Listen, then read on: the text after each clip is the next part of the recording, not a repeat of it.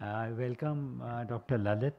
Despite his busy schedule in this conference with so many commitments, thank you for being here on time, actually, for your talk. So he'll be talking on vitreoretinal surgery in PDR, timing, stepwise technique, and tips for safe surgery.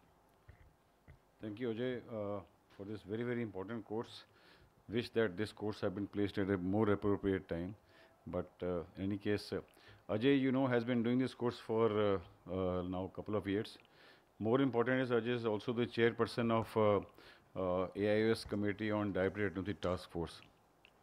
And I did made one slide which I am not here, but he has done a very useful work for AIUS, which involves how to do a mass, evaluation of visually threatening DR, and a lot of homework has been done, and I hope with continued efforts, we will take it forward. So thanks this entire committee for designing this wonderful program at this very nice venue. We are very thankful for that. You see 101 million diabetic and equal number or more pre-diabetics. Doctors not spared. That's the bitter pill. All of us, I did one survey amongst the registered delegates of AIUS. At that time, 29% of doctors were found to be obese and 18% diabetics without their knowledge. In AIUS registered delegate survey in the conference. That was done by Dr. Babu Rajendran at that time. So if I have to list three things in diabetic retinopathy, one is anti-VEGFs and lasers, which Bhuvan has just said, and third is advancing in microsurgery. So we have to, mix and match apart from metabolic control, kidney control, hemoglobin control, blood pressure control, lipid control. These five things which I normally put one stamp on the OPD card of everybody. But ये पांच चीजें आपने करनी है, बाकी doctor के ऊपर छोड़ो आप. तो ये five things we have to, a lot of work has been done by PGI and Mangat Dogra and team about this. So first and foremost, especially for younger generation, do not rush inside. Believe me, diabetic retinopathy is not such a straightforward thing that you try to peel all the membranes. So safety, yes, a good surgeon is one who should know when to say, when to stop. You see, you can't show surgical heroism by taking care of all the membranes. Remember, patient's vision is more important than anything else. So all these patients, who have only vitreous hemorrhage, who have not been lasered, we should resist giving anti-VEGF. Anti-VEGF is a boon, but does not mean that anything in diabetes, because West is pushing even to retard diabetic process also. It's not such a straightforward thing, especially in unlasered retina. Things like this which are stable and especially good vision, especially one-eyed patient, don't touch. Don't touch, and this looks like a burnt out process. This patient where you have to touch, and what has been done is only injection. So this is not forgivable to any more or less comprehensive ophthalmologist. I should issue a warning: do not keep injecting, because they keep injecting just to make a faster buck, but that is not acceptable at all. So vitreous surgery indications are evolving. When we were young faculty or residents, the only indication was non-resolving vitreous hemorrhage. And that time, our bosses used to tell us, wait for 3 months, wait for 5 months, 6 months. But threshold, because of confidence of MIVS, has decreased quite a bit. People now, if it is one-eyed or macula is threatened, you go inside even in 2 weeks also. But now the commonest indication which has become is a combined detachment or a macular TRD. Vitreous hemorrhage, thankfully, everybody is managing pretty well. So one part is only V component, that is vitreous. One is where retina itself you have to tackle. Only V component is not so difficult, but once you have to tackle membranes and TRDs, that is what is more. I'll just show 3-4 videos only. This is actually one lady from Faridabad who had bilateral vitreous hemorrhage, and once she developed, then only her husband brought by a blind both eyes lady, young lady, IDDM. So only thing what I found after doing a core vitrectomy was this big front. And remember, don't cut very, very close to a disc. Leave it, it will shrink later on, once you have isolated this from the vitreous cavity. And then these machines have become so good that you can do this base dissection reasonably fast. And then most important thing for this patient of PDR, which has bled in both the eyes, is this laser photocoagulation. And lasers, you should take time. Surgery in this patient took 10 minutes, but laser took 25 minutes. Because I'm very fond of doing laser in a row with no skip areas like this. So dhire, dhire, dhire, dhire along the vessel arcades. First draw a Lakshman Rekha outside this macular arcade so that you don't, go closer to this. And then do this laser photocoagulation.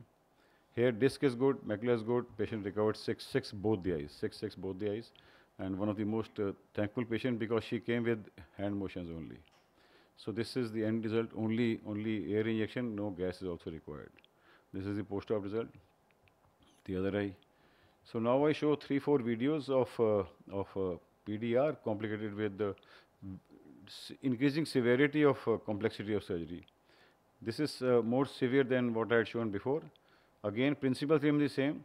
The toughest task in diabetic vitrectomy is to find the hyaloid plane. That's the most toughest task. And here we do a core vitrectomy, and then sometimes you will be able to make a hole in the hyaloid. So you try to identify the, here we have made a hole in the hyaloid, and retrohyaloid there is some lot of loose blood there, which gets sucked away with the help of suction only of the cutter, or you can have this backflash needle. But do not allow this blood to collect. If this blood collects, then you have to do slightly more time-consuming jobs. It will come out, but it will require some forceps, sometime, diamond duster to find this edge. So don't allow this blood to collect. And after that, after you have done, this removal of blood, you may have the thin membranes, and if it is easily peelable, you can remove like this. If not, then you have to resort to cutter or scissors. So then you do airflow exchange. This is, I think, must have been covered because DME, tractional DME is also becoming part of vitreous surgery. This patient had, I don't know, 10, 11 injections, but the culprit was traction. So you do a trichrotic-assisted vitrectomy. A lot of these patients, we combine cataract surgery along with it, like is being done here. Remember, any degree of cataract may affect the resolution of doing a membrane surgery. So cataract is taken out, lens is implanted. Then we put this trypan blue dye to identify or make the membrane surgery more precise. So here we identify the edge with 25 gauge MVR blade, and then once edge is there, then this membrane generally comes out. And ILM also got peeled here.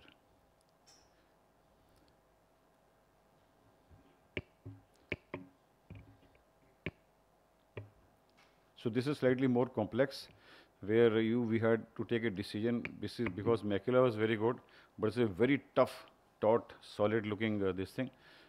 Graded way, you have to see to it that with your eye on the retinal surface and on the disc, that you do not cause much iatrogenesis, because diabetic patients, a lot of iatrogenesis can be caused.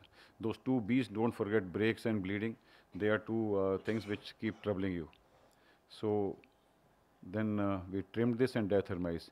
We did not take up to the final, ora serrata, but we isolated that front nicely. Sometimes you may be doing this complex, removal of hyaloid membranes, and then sometimes you will be left with, a front which is where positioning is slightly difficult. Like this, huge whitish-looking fibrotic membrane on the surface, we could not. अभी ये क्या हो गया? 4 था, 1 हो गया? अच्छा ठीक है. So then you do positional kind of, you can shift the position of cannulas. Okay, I'll just rush through. This patient, young lady, both eye, where we had to do a bimanual procedure, where you hold it with forceps, and you see bimanual procedure still has a role to play even in this era of 25, 27 gauge vitrectomy, because bimanual I feel makes the job very precise, less traumatic, less iatrogenic issues. So bimanual surgery, as I said, is definitely helpful in diabetics. This is the result of this young lady, bilateral, left eye, right eye. So we'll just skip through this pre-post videos, photographs.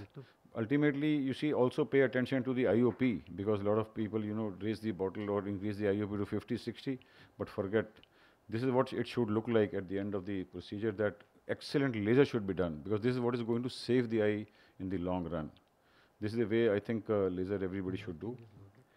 This we'll skip. Okay.